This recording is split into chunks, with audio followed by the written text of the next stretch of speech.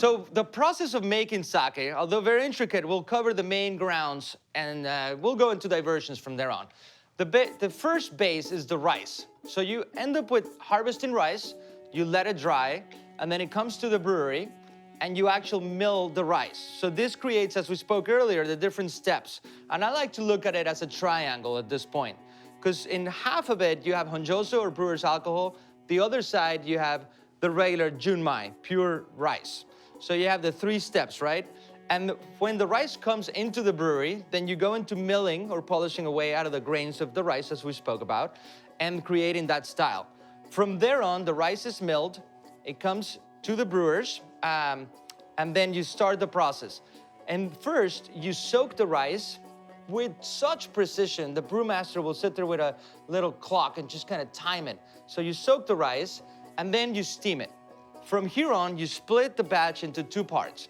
Half of it goes into the kojimuro, or the room where you do the koji, and in almost like a salt shaker, or like a Parmesan cheese shaker, if you will, in a very artful way, the koji mold gets spread throughout that batch, and it starts interacting in there in a warm room, usually a wood-covered room.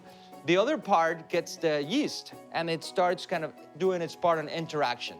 From there on, you start doing additions. So you start this part called the moto, or the shubo, in which three parts, the yeast rice, the koji rice, and water starts getting added in there, and then the fermentation starts going. The actual fermentation period takes anywhere from 20 to 40 days. And there's two different methods of going about it. Briefly cover the modern method, in which a little bit of lactic acid gets added in there to speed up and be more protective of the style, bacteria, everything you go in there. The other one is called Yamahai or Kimoto, and this is the old method. Usually takes way longer. You're pushing the 40 days, but it also gives you a richer, more depth, more complexity, a lot of flavor.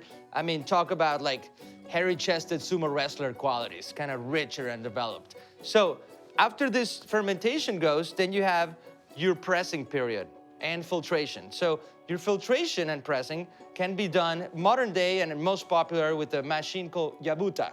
This yabuta is a press in which you put the rice in bags, and it simply just, a machine presses and it squeezes the sake.